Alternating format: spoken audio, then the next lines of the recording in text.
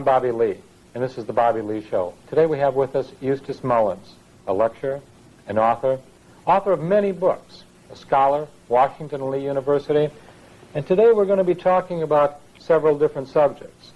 But this particular subject is the most important for today's political venue. And Eustace has written a book called The World Order. Now, Mr. Mullins has been working for the last 50 years to research important questions that need to be answered in the relationship of Middle America to the political evolution. Eustace, tell us a little bit, if you would, how you got started in being an author. Well, I had always intended to be an author, but I had intended to write novels, perhaps some poems, and I had absolutely no interest in any research or any nonfiction work. I didn't consider that as creative writing. So I met a poet, a very bohemian person named Ezra Pound, who was then incarcerated without trial on a more or less lifetime basis, and he asked me to look into the banking interest, the Federal Reserve System, at the Library of Congress there in Washington, D.C., and I did this, and I found it to be quite an interesting story, which launched me on research which continues to the present day. Now, this book, The New World Order, how does the New World Order deal with the banking interest in America and across the world? Well, you see, in studying the banking system in the United States, I found it was part of an international system of banking called central banks in Europe, and that the Federal Reserve System, which we had here, was simply an American version of the central banks they had in Europe. And I also found that these banks did not exist as some entity in some world of their own. They were an integral part of what I came to call the world order. Now, Eustace, this New World Order and this banking system, I was under the impression that the banks themselves were American banks and it was the federal government that owned the banks. Are you telling me that our government itself doesn't own these banks? Well, our government doesn't own anything. We really don't have a government. We're just a colony of England. How can you say that, a colony of England? Why, I know that they have the Republican Party and the Democrat parties, and I go down to the local bank and I can cash a dollar bill, can't I? Oh, well, you can go into any colony of Great Britain and cash a check. That doesn't mean you're in an independent nation. Would you trace for me the colony of Great Britain to the United States and the banks? If I put a Federal Reserve note in the bank today, how can I say or how can you tell me that's a part of a colony of Great Britain? Well, you see, we started out as a colony of Great Britain, and then presumably we won political independence in the American Revolution. But you see, the American Revolution was not against the bank. The American Revolution was against King George III. So we won against King George III, but we didn't win against the Bank of England, of which King George III was a major stockholder. So King George lost this wonderful colony over here, but he retained the banking control and continued to get his interest and his profits from his American colony, just as before. Okay, let's go from King George to the Federal Reserve. What happened in between? Because there was some time in there, and some people say that Andrew Jackson was one of the best presidents this country ever had. Could you tell us about him, and what did he do in regard to banking?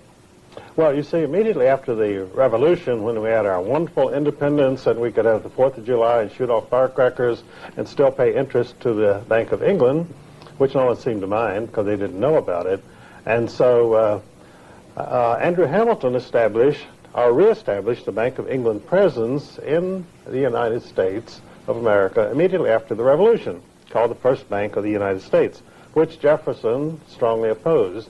And when Jefferson became president, he refused to renew the charter of this foreign central bank, the First Bank of the United States, so it went out of existence. And in revenge for that, England declared war on us, and we had the War of 1812, which was simply a banking war. Of course, you won't read that in any history book in England or in the United States.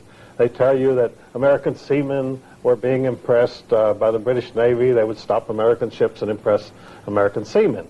And this was the occasion of the war. Well, it had nothing to do with it. It was simply the Bank of England said, we're going to punish the United States for refusing to renew the charter of the First Bank of the United States. So anyway, the first bank in the United States disappeared, and then Nicholas Biddle, an agent of James Rothschild of Paris, chartered a second bank of the United States.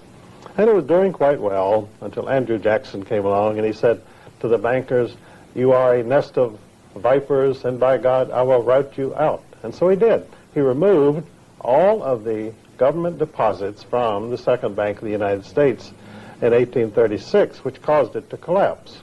And in revenge, the Bank of England suspended all American paper, which caused the first Great Depression in the United States, called the Panic of 1837. That was strictly a banker's panic, and of course then the Rothschilds came in and bought up American securities at 1 cent on the dollar and established a great many of the great American fortunes, including J.P. Morgan. But Andrew Jackson himself, you would credit him with at least taking a stand against this banking monopoly that is destroying his America. Well, he was a general and a patriot and an American, and to him the bankers were Satan incarnate. They were robbing and looting this country. They were oppressing the people. They were causing financial depression and widespread suffering, and he said, "I'm going to go after them," and he did. Unfortunately, the history books do not tell you why he did anything that he did, so the American children go to school and they have no idea what all this was about. Neither do the college students. Neither do the graduate college students. You know, I saw a beautiful statue of Andrew Jackson not long ago up in Jacksonville, Florida. And a lot of people don't realize that the state of Florida, the first governor was Andrew Jackson. Yes, that's right. And the city of Jacksonville was named after this wonderful patriot and hero of the American middle class. Now, let's go a little bit further. You mentioned the word Rothschilds. Where did that name come from, please? Well, there was a family of moneylenders in Frankfurt, Germany, named Bauer, which means peasant. And why these moneylenders were trying to call themselves peasants, I don't know, because none of them had ever been near a plow in their life. And so they were moneylenders, and they needed some way of advertising their business. And so the founder of this dynasty, the House of Rothschild, put up a red shield above his door so that people who came from various parts of Europe to change money with him could find it. And so after a few years, people didn't know who Bauer was, but they knew the Rothschild. The red shield was Rothschild. And so he simply began to call himself Rothschild. Okay, now he died eventually, but did he leave a dynasty of some sort? I mean, how did this happen? Well, he left 5 sons who were very well trained by this man, who by that time had become the outstanding moneylender of Europe due to a very peculiar circumstance. King George III and the Bank of England wanted to punish the American colonists for being so obstreperous and for refusing to give all of their profits to the Bank of England from their income. And so when they rebelled, then the British Army did not really want to fight their American cousins. So King George said, well, I've got to get somebody else to fight this war. I need some mercenaries, some hired soldiers. And over in Germany, the Elector of Hesse, a German province, had a very well-trained group of soldiers called the Hessians. And so he said, well, I'll rent these out to you, King George, who was a German himself, by the way, of Hanover. And he said, for $5 million, you can have this nice army. And so George said, all right. And then when the Elector of Hesse got this $5 million, he said, what am I going to do with it? And they said, well, there's a very good investor and financial advisor named Meyer Amschel Rothschild there in Frankfurt. So he let Meyer Amschel lend out this money, which was the biggest chunk of capital in Europe at that time, $5 million. And so Amschel spread it around, and pretty soon he brought back $20 million to the elector, who was very pleased, and kept $5 million for his efforts. So now he was a monetary power himself, and of course the Elector of Hesse let it be known that if you had money to invest, put it in Meyer Amschel's hands. So when Meyer died, he had 5 sons, and so they dispersed themselves over the 5 capitals of Europe. And Nathan went to London, James went to Paris, and so forth. So they now had total control of the monetary resources of Western civilization, the entire continent of Europe.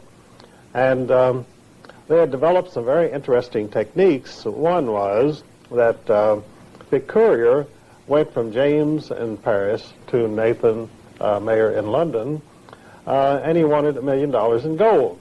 So he would give him a note saying, I want $1 million in gold, but he would not sign it. So if someone came into a Rothschild office, a courier, and said, I have a request here for $1 million, it's signed James Rothschild, and Nathan knew it was fake because they didn't sign their communications. Little trickery even then, but I think good little trickery. Well, you live and learn, you know. That's right. So we're talking about the New World Order. In the New World Order, we had the war with England, and that was the Revolutionary War. And there was the banking system that was set up, and that was Alexander Hamilton that set it up originally after that. Thomas Jefferson then went ahead and decided this was not good for the American people. And then after that, we had the War of 1812, and then we come to Andrew Jackson, and he fought the bankers again, and then we have the Rothschilds, and their dynasty is building. Tell us about the Rothschilds now, how they enter into the picture as far as, shall we say, the Federal Reserve is concerned. Well, the Rothschilds realized early on you don't make any money by lending somebody $200 to buy a used car. They only dealt with governments and with the kings of Europe, and they only handled government loans because that's where the big money was. And you see, they realized it was a sure thing because if you lent money to a government and they didn't repay you, then they would never get any more money. And they always needed money for wars and for to build Versailles and so forth. To be a king means you spend a lot of money. You're a big spender.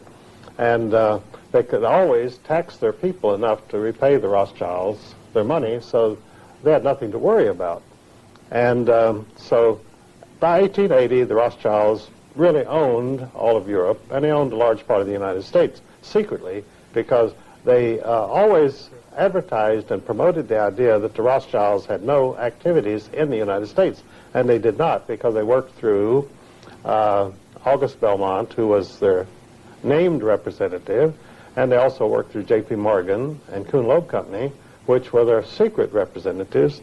And by 1896, these two Rothschild firms, J.P. Morgan and Kuhn Loeb, owned 96% of all the railroad mileage in the United States. Wow, talk about a monopoly there. And that's in congressional reports. I got that right out of, most of my work, by the way, comes from congressional reports. So you do researching on congressional reports, and how far do you back to this research information go, Eustace? About 5,000 years. 5,000 years. We're talking to Eustace Mullins, ladies and gentlemen, and we're talking about the New World Order. Well, tell us then, the Rothschilds, tell us about the Federal Reserve. Now they've become involved in the Federal Reserve, and what about Soviet Russia? How did Soviet Russia come into this New World Order situation, Mr. Mullins?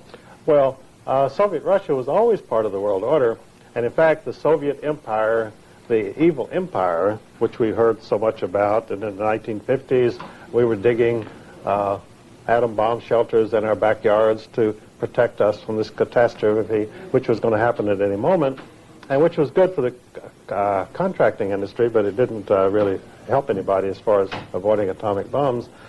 So the Soviet Empire came about because of greed and envy. Now, communism, of course, is based on hatred, greed, and envy. But what people don't realize is that the Russian Revolution came about because of the greed and envy of King George V of England for his cousin, Tsar Nicholas II of Russia, who happened to be the richest man in the world. And when you're the richest man in the world, the consequence is all the people who are not quite as rich hate you and wish they could get their hands on your money. So the Rothschilds told King George V, they were all around him as his advisors in London, they said, look, let's go after Nick and get his dough. And George said, well, I'm game. And so the Rothschilds started the communist movement in Russia. And so they murdered the Tsar and his family and took his gold, which was sent to Paris and to Kuhn Loeb Company in New York and the other Rothschild offices, London and so forth. And some of this money, by the way, these Rothschild banks used to buy the original stock of the Federal Reserve System in 1914. That was all bought with the Tsar's money, And so the Romanov heirs, such as are still alive, are the real owners of our Federal Reserve System. And so, as I say, they murdered the richest man in the world, took all of his money. Well, what year was that, by the way? What year was that when they murdered the Tsar? Well, that was 1918. They had the Communist Revolution in 1917. And the first thing they did was go in and loot the whole country. They took all the money. And the result was the new Soviet empire had no operating capital, and they couldn't tax anybody because they had murdered all the people who owned anything. So you couldn't go out and tax the peasants to keep the country running. So they sent up cries of anguish, and people all over the world responded. Woodrow Wilson, our president, he made a speech to Congress in which he said, "It is our duty to help these noble murderers in Moscow," in so many words. And so he first sent them $25 million of his personal war fund, voted to him by Congress to prosecute World War I. And he sent Elihu Root, who, by the way, wrote the charters of all the major foundations. Elihu Root was a lawyer of whom J.P. Morgan said, "When I call in lawyers and I want something done, they give me a lot of reasons why it cannot be done." He said, "When I call in Elihu Root says, 'What do you want me to do?' And I tell him, and he does it."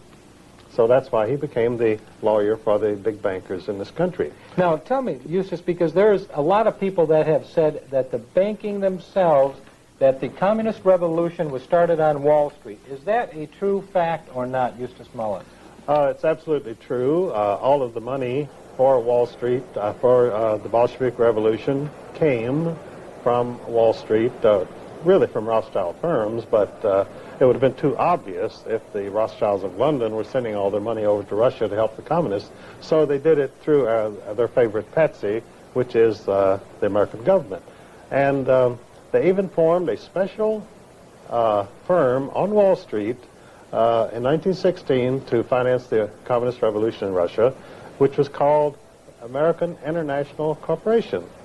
And its directors were Percy Rockefeller, the richest men in the United States, including a financier named George Herbert Walker, who just happened to be the grandfather of George Bush, our president.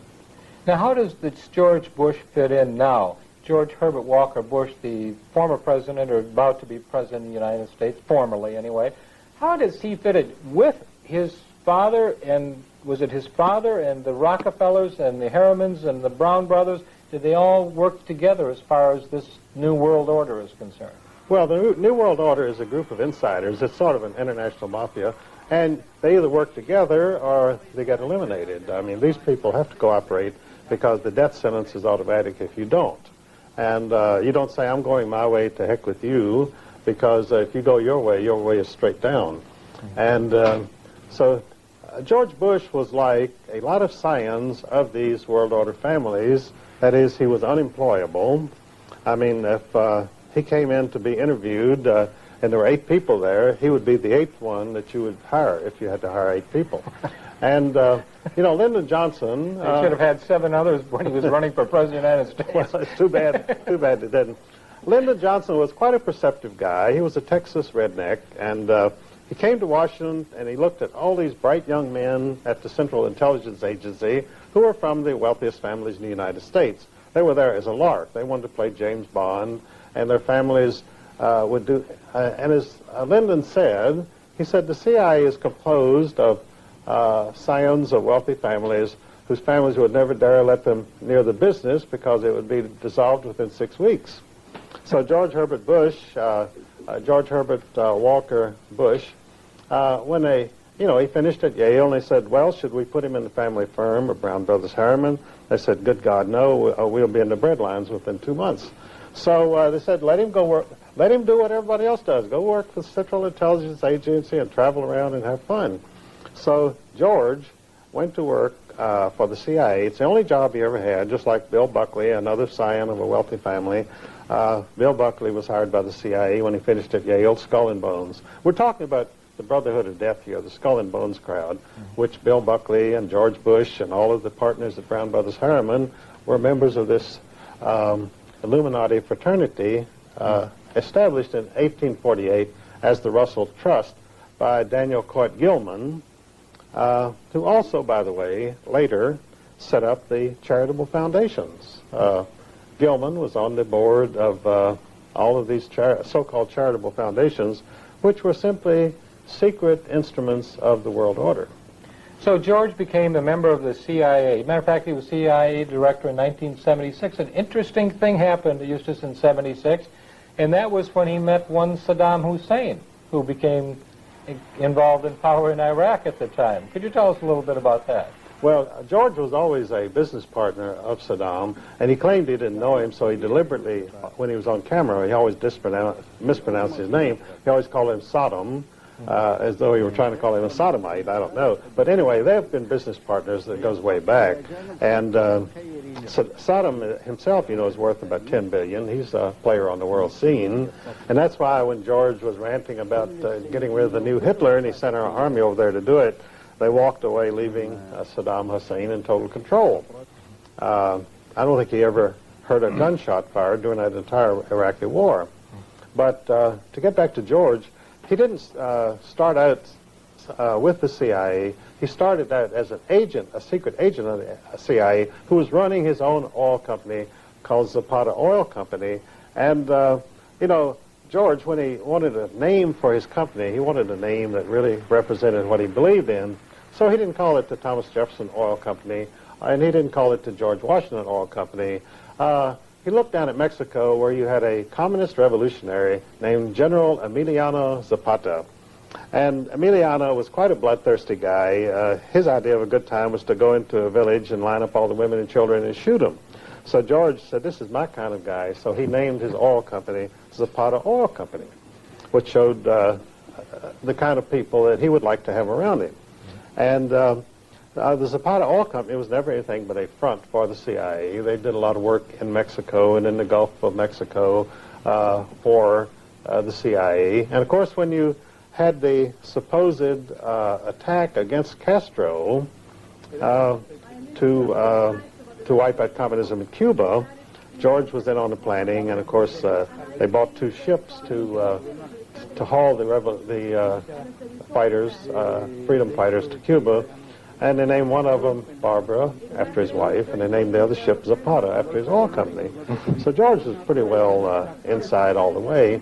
And, of course, they never intended to overthrow Castro. You see, when you set up a regime that you control, like in 1917 they set up the Bolshevik regime, and the American taxpayer supported the Soviet empire from 1917 right up till the time it collapsed. And the only reason it collapsed was that the United States was bankrupt. They couldn't send them any more money.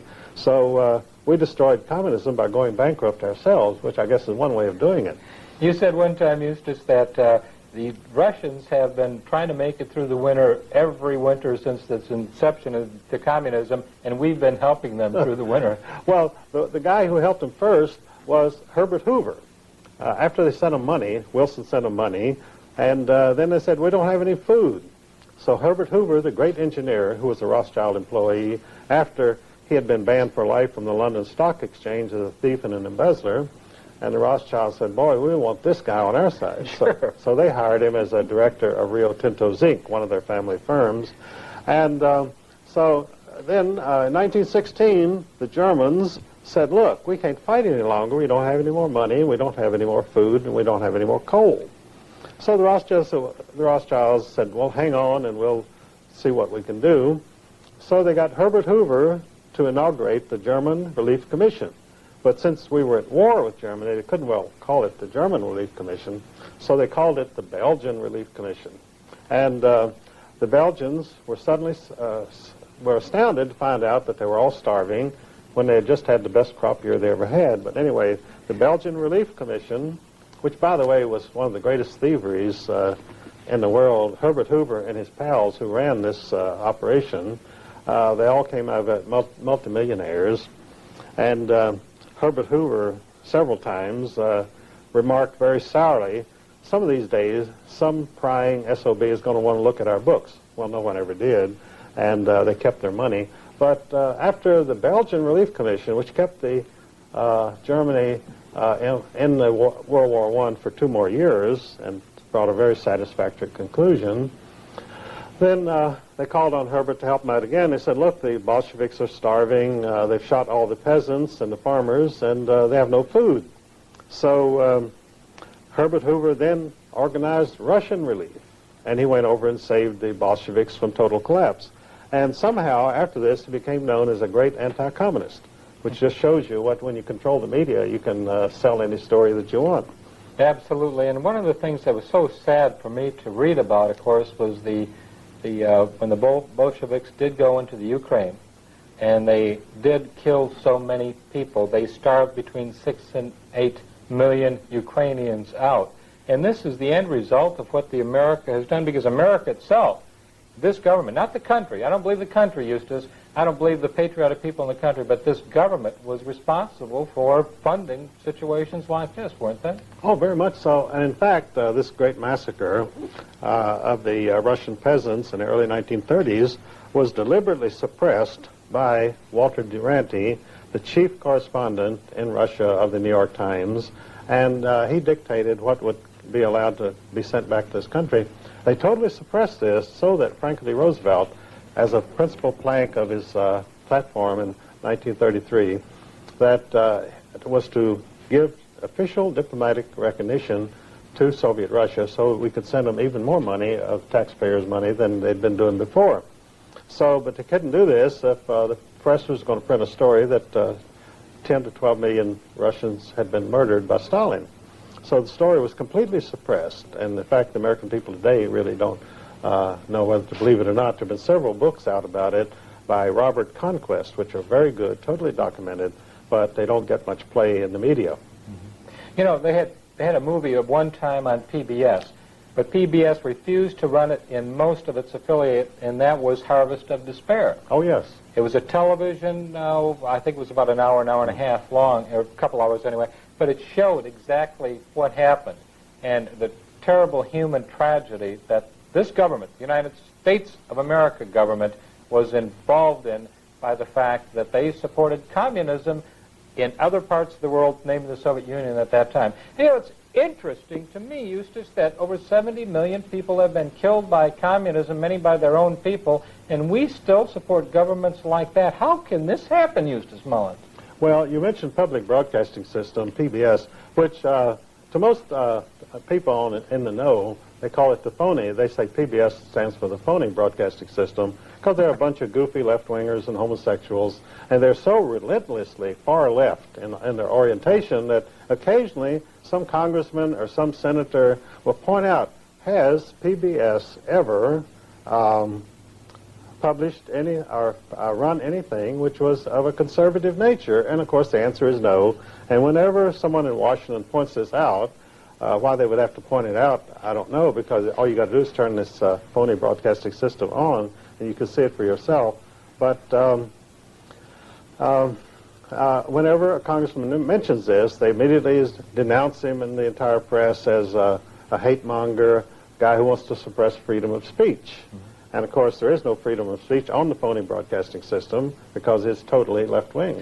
Now, we have a number of people, different types of people, different nationalities in this world.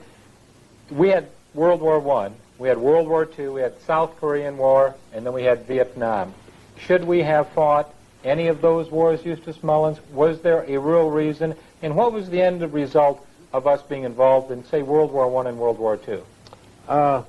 Well, John, you have to understand what wars are. Wars are carefully staged productions. Now, these are all carefully staged, and they did what they were supposed to do, and they had a good audience, and so I think they were successful. But to say that these wars were about anything, that they had some particular philosophy of government opposing another philosophy of government is total nonsense. These were world order productions, and as I say, they were carefully staged. Both sides were set up to perform in a certain manner, and the outcome was always predetermined. In other words, you were looking at a staged production which you had already seen many times, a sort of a soap opera, and you knew how it was going to come out before it even started. Now, Eustace, you're a veteran, and I'm a veteran.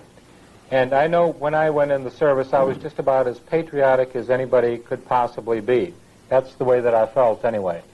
And, you know, Well, I saw things in the service, Eustace Mullins, that would lead me to believe that I still love my country, don't get me wrong, but it's this government that I don't think that I'd ever fight for again, because you just kill a lot of people, raise a lot of debt, raise a lot of taxes. I come back, the people are far worse off than they ever were before, and we seem to be enslaving ourselves. Is this true, or am I imagining things? Oh, you're not imagining anything. In fact, I was in the Air Force during World War II, and I can't say that we were very patriotic, because during our basic training down here at Miami Beach, we were marching along, drilling in the morning, and we were singing to cadence, and we would sing, I hate wall, Eleanor hates wall, my dog Paula hates wall. And all we did was make fun of these phonies in Washington, you see. So I can't say that we were that patriotic. And over in England, whenever Winston Churchill came on, Evelyn Waugh, one of the most famous English novelists, pointed out in his memoirs that whenever Winston Churchill came on the radio while they were sitting around in their officers' club with one of his great speeches, they would sit around, they would laugh themselves to tears at this old drunk, you see. So when you say patriotism, I don't know how much patriotism there really was. Tell us a little bit more about Winston Churchill. Was he bought and paid for? Yes, Winston Churchill at times spoke out against communism. You know, he was a son of a syphilitic named Randolph Churchill, but whether apparently he didn't inherit the taint, but anyway, he was always a little goofy, and he was really a drunk. If he didn't have his 2 quarts of whiskey a day, he really didn't know where he was. And during the great Blitz of London, most people thought he was, you know, being very brave, staying in London during the Blitzkrieg. Oh, that's where his 2 quarts of whiskey were. Well, he was 8 stories down. They built him a special shelter, 8 stories down in the ground, a very comfortable room, and he was liberally supplied with whiskey. And in fact, they used to show this room to tourists after the war. But a historian named David Irving did a new biography of Winston Churchill, and he was an establishment historian. He was published by Macmillan, which is owned by the Rothschilds. And so he sent this new biography of Churchill to the offices of Macmillan, in which he went in at some length about how this old drunk slept out the war in this special room underneath London. And they said, oh, no, you can't print that. And he said, well, that's the key to my whole biography. And so they said, well, goodbye. And they refused to print the book. And he finally got it out on his own, and he started touring and lecturing on some of his discoveries, with the result that Canada officially banned him from entering Canada as a very dangerous person, because he was telling the truth about Winston Churchill. And they have riots when he speaks, you know, and it's all very exciting. We're talking with Eustace Mullins today, ladies and gentlemen, and this is the book. It's The World Order and it's about our secret rulers. It's extremely, extremely important that we understand what is happening in America today, because we do have a $4 trillion debt. The nation is on its way down. We've become a third world entity. And we used to be the finest, the strongest, the most industrialized, the #1 nation in the world. And our education system also used to be the very best. We're having severe problems, ladies and gentlemen, and that's why Bobby Lee is here today with Eustace Mullins, one of the patriots and the heroes of the truth and the Jeffersonian philosophy of government. So this is the book that I think that you must have in your possession in order to become educated about the world order. The business of America, what really, when we're talking about the business of America, what is the business of America? I thought it was for little businesses to be able to start and to work hard and to progress, and for a small family to be able to build themselves up and become financially successful and with morals and ethics, and everybody work for the common good. Is that the way that business is done in the government today? No, that's the myth. But we, unfortunately, you and I are talking here today about the reality. We could talk about myths all evening if we wished, but if we're going to talk about reality, then we have to say that this is a soap opera from Hollywood, the American dream. What we are facing today is the American nightmare, a wholly owned colony dictated to by aliens, in which the chance of a young person today of making it is almost nil, unless he happens to be a scion of one of the insider world order dynastic families, as George Bush was. Now, George Bush, of course, his path was smooth. He was a member of the Brotherhood of Death from Yale University. And we were so lucky to have him replaced by Bill Clinton, apparently from Middle America, the heartland of America, a Rockefeller protege, a Rhodes Scholar. There's never been a Rhodes Scholar. They're the Rothschild Scholars, but they didn't want to call themselves Rothschild Scholars, so they named themselves Rhodes Scholars. So we have now in Washington Bill Clinton, a Rothschild Scholar and Rockefeller protege. You know, the Washington Post on June 21st explained the sudden meteoric rise of Bill Clinton when you had all these people contending for the presidential nomination in the Democratic Party, and they all looked equally qualified. They all looked equally stupid, and which would satisfy the American people. And they were all lawyers. And they were all lawyers, and they were all proteges and insiders. You had Albert Gore, whose family has lived off of largesse from Arm & Hammer for many years, the founder of the Communist Party of the United States, and this has all been printed in the Washington Post and many other places. So suddenly the Rockefellers said, well, it's time for the show to be over, and so Senator J. Rockefeller and David Rockefeller notified them, Clinton is the man, I want all you other people to disappear, and so Clinton came forth as #1 Rockefeller choice. You know, it's amazing. Of course, you know, to me, from changing from George Herbert Walker Bush to Bill Clinton is just like leaving the soiled diaper on the baby and just changing the safety pin. Well, very good analysis. But it was money bought and paid for, as you know, and Jackson Stevens loaned Bill Clinton $2 million, and that was back in, I believe, around February or so, and Bill Clinton was really kind of almost getting down towards the bottom of the heap for those 7 individuals that at first had decided to run for President of the United States on the Democratic ticket, and all of a sudden he had this money. He came into Georgia, he had 26 people that he employed as far as being front people, and pretty soon he took Georgia in the South, and he was well on his way, and I think that was pretty close to it. But he was bought and paid for, you're saying. You're saying that Bill Clinton himself is bought and paid for, and are you telling me that we voted for a change, and the change isn't going to come to our benefit, Eustace? Well, that reminds me of a story I heard in my small town at Virginia, and these 2 businessmen were talking, and one of them had a bill that he wanted to be approved in Congress, and he said, I wonder if I couldn't influence Congressman so-and-so in Washington to vote for this bill if I, you know, just bought him. And the other man said, don't be ridiculous. That's the most insulting thing I ever heard of. He said, Congressman so-and-so was bought and paid for long before he ever got to Washington. and that's an honest congressman. Once he's bought and paid for, you know, he stays bought and paid for. Absolutely, he goes off the block. He's no longer available. Right. We're coming to today, and we're coming from George Bush to Bill Clinton. What do you see in the future for America for the next 10 years, Eustace Mullins? This new world order, is it taking shape, or do you think that all of a sudden we're going to come to critical mass and it's all going to disintegrate before our very eyes?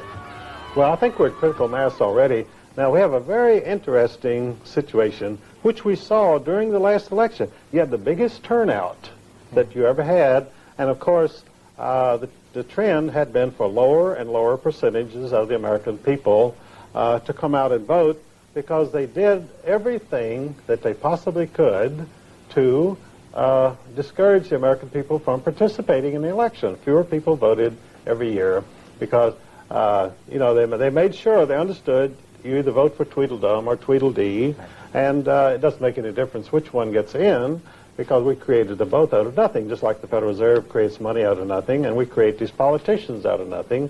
And when you look at them, you can see that they come from nothing. There's no question. Absolutely nothing.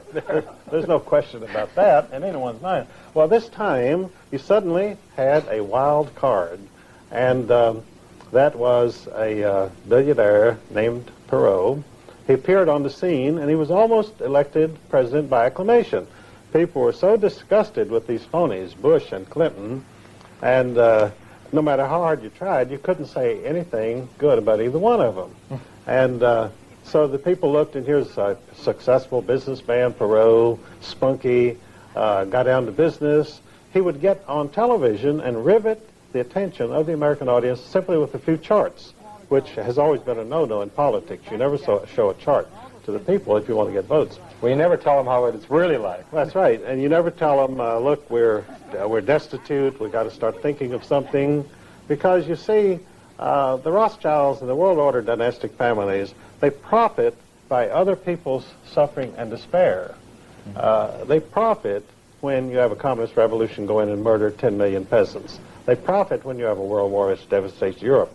And so, this is exactly what happens. You know, Baron Alphonse de Rothschild was asked during the communist revolution there, he said, aren't you worried about all of your houses and your vast estates and so forth with the revolution going on?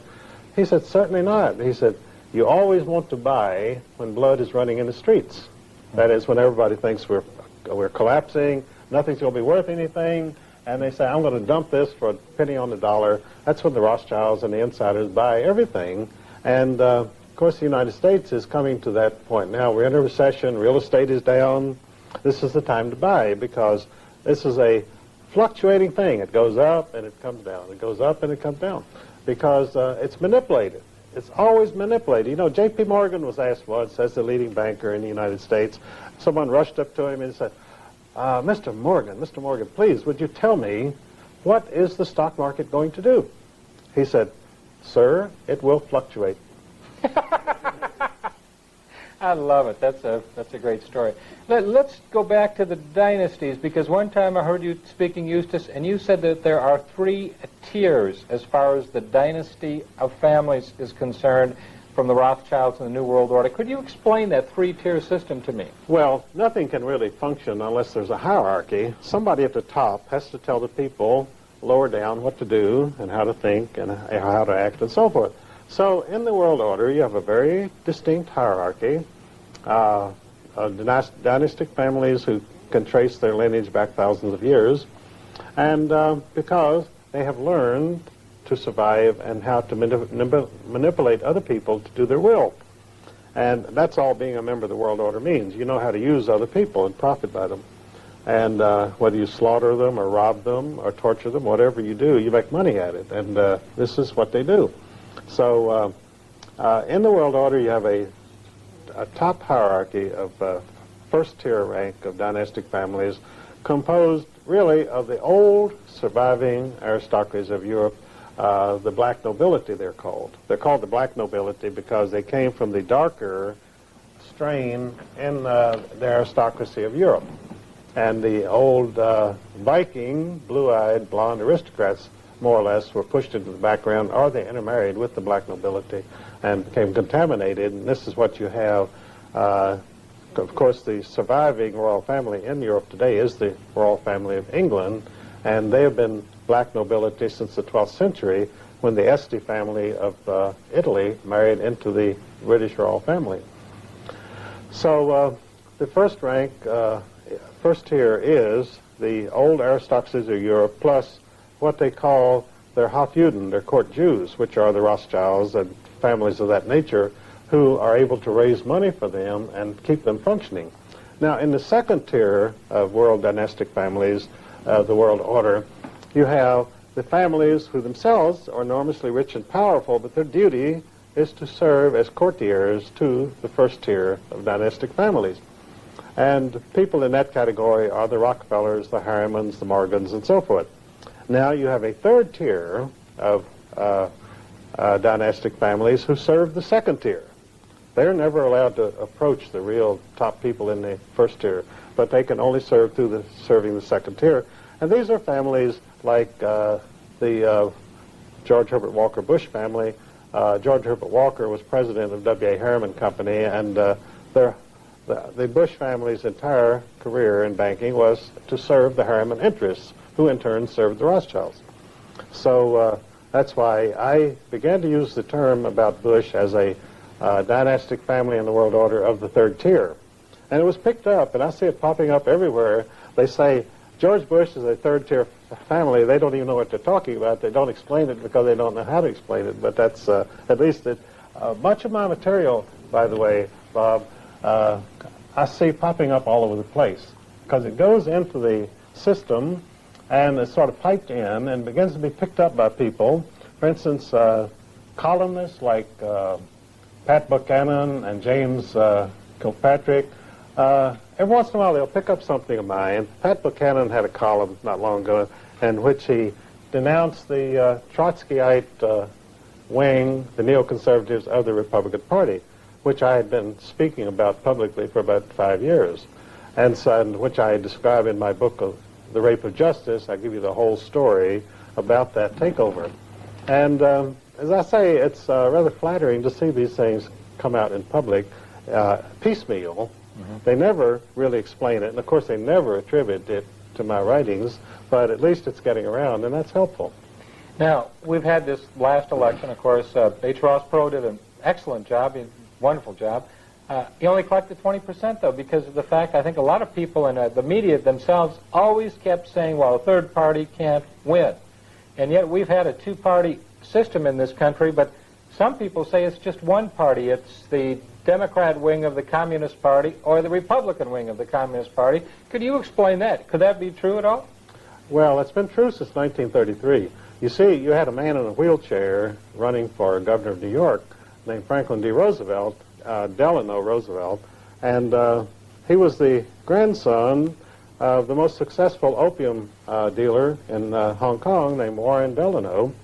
And, you know, the myth about the great fortunes of this country is that these were hard-working people who saved their money and built important businesses. The fact is, most of the old family money in this country came from dealing in drugs and dealing in slaves, the slave trade and the world opium trade. And, of course, the Delano Roosevelts. Well, we've become the slaves now, but they're still dealing in slaves. Well, what has happened in this country and over the world is we have reverted, through the world order, we've reverted to the Middle Ages. We have a feudal system now in which you might say futile system because of the way it works, but it's a feudal system in which you have the serfs and you have the lords in the castle, and that's it. And there's not to be anything in between. You see, the great achievement of Western culture, of European culture, was to produce, to move from the Middle Ages into modern times by producing a middle class, a hard-working, thrifty, sober group of people who created businesses and went into production, and they built homes and businesses and so forth, and they brought prosperity. But you see, when you're very rich, you don't like to see prosperity. I mean, what's the good of having money when everybody else has money, you see? So the world order, they want to see everybody poor. Then they can control them, is that it? They can control them, and also it's much more satisfying to have a castle and a yacht if you know that all the peasants down there will never have these things and compete with you see. Right. So the world order is a monopoly system, and they make their money out of monopolies, and with their monopoly they control the governments, they control the banks, and they set their prices, and it's an extortion system really, just like the Internal Revenue Service in this country. I traced it right back to the Middle Ages, the black hand of the mafia, and all of their techniques and all of their goals come right out of the black hand. Well, I'd like to give that IRS a backhand for their black-handedness, to tell you the truth. How do we turn this around? If they allegedly have the power, and money is power, Eustace, and a lot of people say they've got all the money, you know, they have control of the government, they have control of the Republican Party, Democrat parties, they have the bureaucracy. Well, how do you fight a little bit of strength like that? Well, I have to disagree with you there, Bobby Lee. Money is not power. Knowledge is power. Okay. And unfortunately for the world order people, information is catching up with them. You have channels of mass communication. In fact, if we were to get on national television with 30 minutes of what we're talking about today, you would have a revolution in this country. They can only survive by desperate defensive measures, by keeping us from reaching the American people with the truth. And of course, we're fighting to do it despite of. And that's been what my 50-year career has been, to bring the knowledge that I have and that Ezra Pound imparted to me almost 50 years ago to the American people. And, of course, the reason you had this great turnout in this particular election that just passed was the American people knew something was wrong, and some of this material was leaking out. You know, I've circulated over 1 million books and over 1,000 articles in the past 50 years, and the information is getting there. Even though, to the national media, I still do not exist. I'm a non-person. And that's one of the things that they try to do, Eustace, isn't it? I mean, it's they either smear people or they don't allow them to be able to present their knowledge. There's so many different ways, techniques that they have that are certainly un-American. Well, the publishing industry in this country is totally owned. In fact, one of the biggest influences in the publishing industry in this country is the Central Intelligence Agency. They commission and have written and publish and circulate around 200 books of political propaganda a year, which makes the CIA the biggest publisher in the United States, secretly. And, of course, there is no Central Intelligence Agency. It's a branch of the British Secret Intelligence Service, SIS, which was established in 1694 as a necessary adjunct of the Bank of England. So we have never had a government intelligence service. What we have is a branch of the Bank of England, which, as I say, has commissioned and published these 200 books a year of political propaganda, which are distributed to all the universities, and every professor in our universities knows that you have got to use these political propaganda books of the CIA as your teaching textbooks. You have Zygmunt Brzezinski. He used to be one of the right-hand men of Jimmy Carter. Henry Kissinger with Richard Nixon. These people hardly speak English to some degree, but yet they're controlling, in many cases, the foreign policy of this country. Tell me, foreign policy of this country, I mean, it's really been foreign as far as I'm concerned. Could you explain why? Well, you're talking now about the field of lecturing and public speaking, which is one of my fields. And interestingly enough, the fees paid to public speakers in the United States are proportioned inversely to how much information they give to the American people. Now, speakers who get between $35,000 and $100,000 per speech get up and give speeches in which they say absolutely nothing. And then when you have people on my level who give you solid information by the ton, we get practically no fees whatsoever because they don't even want us to ever appear in public.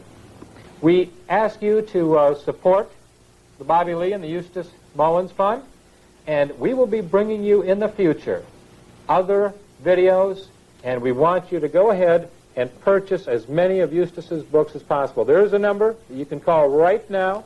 It'll be on your screen, and you call and you order some of those books, and this is for the posterity of your children, your family, your future. You need to know. Thanks for being with us today on the Bobby Lee Show. And Eustace Mullins, thank you, sir, for being a part of America and the great patriot that you are. And the fact that the bad guys most always go free, that is wrong. We need leaders who lead us, not stick us and bleed us, and take all our money and send it abroad. We must take America back. We need fair in the schools and more things made in USA. It's the least we can do.